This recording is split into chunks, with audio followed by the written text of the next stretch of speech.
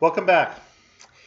The events that we're now going to come into involve one of the bloodiest and, as it turns out, most tragic periods of ancient Greek history, and that is the major Peloponnesian War that lasted for 3 decades in the latter quarter of the 5th century BC, the 400s BC, for Athens and many other major Greek states.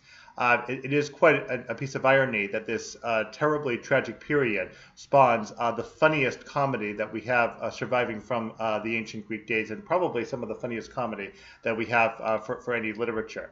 That does seem to often go together. The events I'm about to describe here are documented for us in the first book of the 7 books, actually 8 books that we have for Thucydides, 7 complete books, and then an 8th book that goes partway through the year 411 BC and then stops in the middle. Thucydides goes to a great effort to document events that led up to the outbreak of war in order to show posterity exactly what caused all of it. He was really eager to inform both his contemporary readers and, quite interestingly, later readers of exactly what occurred with this war, so that later generations would hopefully learn from the mistakes made here in order to prevent such tragic errors from happening in the future and causing so much damage as occurred with this particular war. So there were 3 pretextual catalysts for what started this war, but as I describe these, you should bear in mind that the historian Thucydides does not in any way ascribe the real beginning of the war to any of these 3 particular pretextual causes. He really emphasizes that it was the fear of the growth of Athenian power over the last several decades, especially under the auspices of the leader Pericles, that fomented resentment against Athens and ultimately drove Sparta and their allies, including most notably Corinth, finally to, as we said before, team up and form this coalition against Athens and carry out war against them. So we'll explain here exactly what these conflicts were, again trying to keep it brief, and then we'll go into the Peloponnesian War itself, and I'll relate the occurrences of the Peloponnesian War to the comic plays that you're reading in the course. So first of all, the first difficulty with Athens had to do with the city of Corinth. Now, the city of Corinth on your map is west of Athens on the other side of the isthmus, and Corinth was an ally of Sparta. So ostensibly, Corinth really shouldn't have had any reason to be involved with the city of Athens, because the terms of the 30 Years' Peace stated that the 2 cities were supposed to keep their allies apart from each other. Now, for a while, that seemed to work for the 15 years that the 30 Years' Peace lasted. A couple of years, however, before the outbreak of war, which was in 431 BC, so now we're talking 433 BC for this event, Corinth had an ally named Corcyra. Corcyra was, in fact, one of Corinth's original colonies from many, many years ago. Here's the name of that other island, Corcyra. If you check on your map, you will find Corcyra in the northwest corner. It's an island that looks a little bit like a backward 7, which I doubt I'll be able to do correctly, but it would look kind of like this in essence. Corcyra is today Corfu. Corcyra was a colony of Corinth, but did not get along with that city. Corcyra had an ally of its own that's not on your map. It's too far north, but it's called Epidamnus. Corcyra had a dispute with Epidamnus because Epidamnus had a civil war break out between a democratic and an oligarchic faction. And one of the factions tried to ask the Corcyraeans for help. They refused. So then they went to the Corinthians. And the Corinthians got involved in that war, and the Corcyraeans objected. So the Corinthians now came round and were stirred up to send a fleet against the Corcyraeans. A battle broke out between the 2 sides, and the Corinthians ended up defeating the Corcyraeans, and they besieged the island. At that point, the Corcyraeans sent a delegation to the Athenians for help.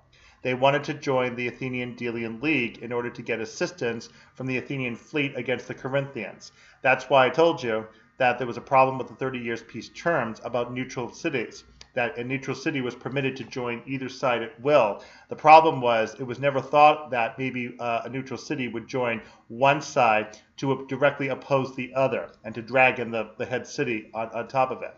So unfortunately, the Athenians were in a tough spot because to get involved in this war and to give this alliance to the Corcyraeans would potentially pit them directly against the Corinthians, which would ultimately pit them directly against the Spartans. All right, so there was a congress held at Athens to talk this matter over, and the Corcyraeans tried to basically bait the Athenians into the alliance, telling them, among other things, that if the Athenians should ever want to sail west over to Sicily, the island right near Italy, to try to take it over one day, the Athenians would have the Corcyraeans as a willing ally, and also their island would provide a very convenient jump-off spot for the Athenians to sail west, stop at Corcyra, get supplies, and then travel further west to go on out their way to Sicily. All right, now, the Corinthians showed up, and they said, under no circumstances should the Athenians get involved in a dispute between these two. And the Corinthians reminded the Athenians that there had been a prior very nasty revolt from the Delian League that was carried out by the island Samos in 440 BC. The result of that revolt, which was put down, was that the Athenians vanquished the island completely and killed off a large portion of the male population, and enslaved many of the women and children, and also turned the island into a democratic run city with a garrison. The Corinthians had got word that at that time that the Spartans wanted to step in and assist the Samians, and the Corinthians persuaded the Spartans to stay out of it. So the Corinthians now told the Athenians, we helped you when you actually needed it in that revolt, so therefore do us a service and stay out of this war the same way. So the Athenians decided to try a halfway measure. They granted the alliance with the Corcyraeans, but only the defensive part of it. Normally, an alliance in ancient Greece had both a defensive and an offensive part of it, so that you would be obliged to go and help your ally invade or attack someone else, and also to defend that ally if somebody else attacked them. The Athenians only did the second part of that, only the defensive part, trying not to anger the Corinthians. Actually, what they did was to make the Corinthians even more mad because the Athenians bothered to get involved at all. So that was an extremely difficult decision for the Athenians. Was that the correct decision? Well, obviously, later events will tell. All right, so both delegations went home, and the Corinthians stepped up their invasion against the Corcyraeans. The Corcyraeans then, of course, now with an alliance with the Athenians, called in the Athenians to come help. The Athenians sent a very small group of ships very slowly around the Peloponnesus to go assist, hoping that they would take too long to actually get involved in this. They really did not want to be involved, and they did not want to get on the wrong side of the Corinthians, who were already pretty angry at them for getting involved at all. So the Corinthians managed eventually to best the Corcyraeans in a battle called Sybota, and the Corcyraeans were about ready to surrender. But right at that moment, the Athenian ships showed up out in the distance. The Corinthians got so afraid that they ran away.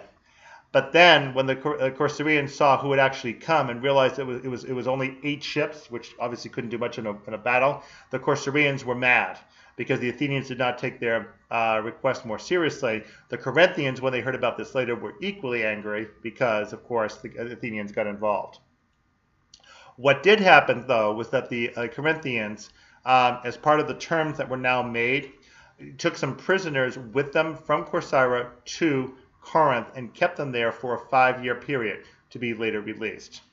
Well, now, around the same time that this was all going on, the Athenians had a second dispute break out with a city called Patadaia.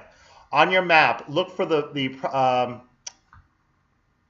peninsula called Chalcidike up in the northern Aegean border. It looks like 3 fingers coming down, like this.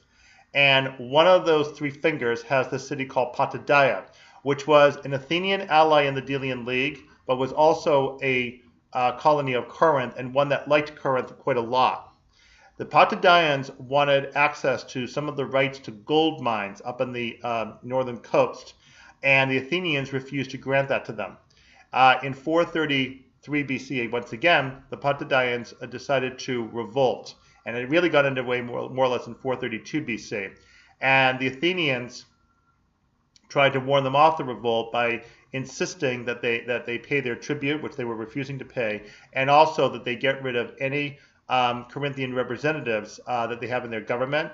Had the Potidæans agreed to that, then the Athenians would probably have considered more seriously their request for access to rights to the gold mines. The Potidæans refused, and they revolted.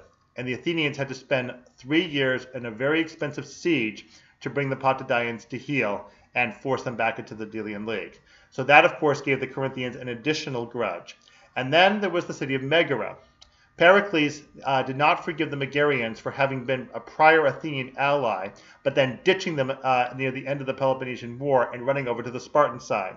So Megara was a small, relatively poor city that only had the harbor, Nisaea, for commerce, and very little farming land around them on that narrow strip of land, the isthmus. So Pericles at first embargoed the island for a time, and then, after a while, lifted that embargo, but then embargoed Megara among all the Athenian allies, basically saying that none of them was allowed to deal in any way with Megara.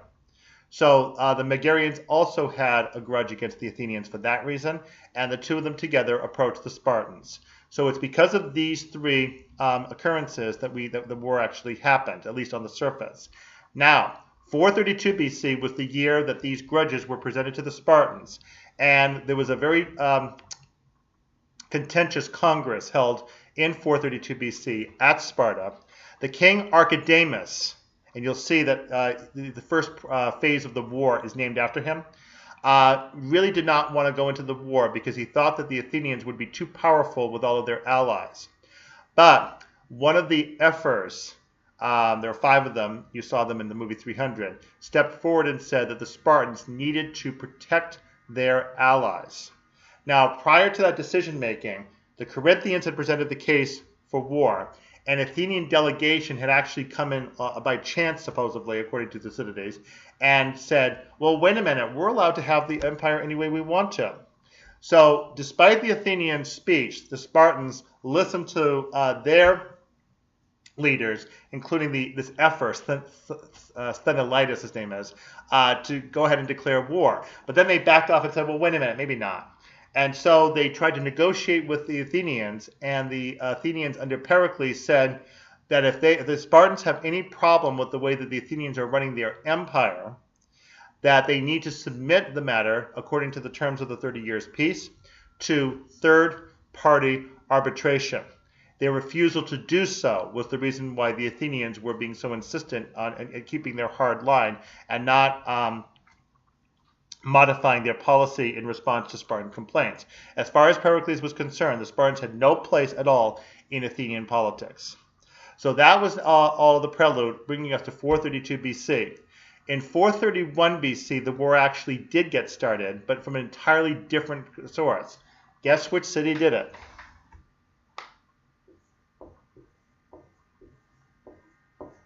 The city of Thebes. And how did they do it? They did it for something that wasn't even related to either Athens or Sparta. They did it because they wanted to force the Plataeans, probably as a mechanism for maybe starting the war in earnest, which they probably were eager for. They tried to basically pry the Plataeans apart from the Athenian Delian League, because Plataea was in their own territory, and they wanted it to belong to their confederacy and not to the Athenian Delian League. So what they did was, in the spring of 431 BC, was to get some Theban strangers to infiltrate the city of Plataea and to arrange for the Plataeans to welcome in a delegation from Thebes. What was really going to happen was that the Theban army was going to come around and immediately bolt into the city as soon as the gates were open and secure the city and turn it into a subject allied city of the Thebans. It didn't work, however, because the night that the army was supposed to get to the gate, there was a rainstorm and the army got slogged down in mud. So the Plataeans noticed that these guests that they had were hanging out at the gate a lot. They investigated further, and they finally took them into custody when they realized that these were actually Thebans. Now the Plataeans sent a message to the Athenians, what should we do with these prisoners? The Athenians wrote back and said, don't do anything with them, we will come in and help you out with the matter. But by the time the message got back, overeager Plataean government officials had executed illegally the Thebans. It was that attack by the Thebans on the Plataeans, a Spartan ally against Athenian ally, and then this act of violation of the Plataeans that actually started the war. Because now the Plataeans really did attack the city. The Athenians actually showed up in time to push the Thebans away, but now war got started in earnest. I'm sorry to say that this had disastrous effects on Plataea, because 3 years later the Thebans renewed their attack on the Plataeans, and because of course the Plataeans were a much smaller city, the Plataeans ended up being bested and surrendered. The Thebans then called in the Spartans to validate that the Thebans had just cause to enslave all the Plataeans and to destroy the city completely, and that was actually it for the city of Plataea. It was never rebuilt. And the Athenians, interestingly, never came to the aid of that allied city of theirs that had been the only one that helped them in the Battle of Marathon. In any event, all of this is what finally leads eventually to the outbreak of war between Athens and Sparta. In the next video, I will just briefly cover the phases of the war, and then thereafter I will talk about the events that are relevant for the Aristophatic comedies. We'll see you next video.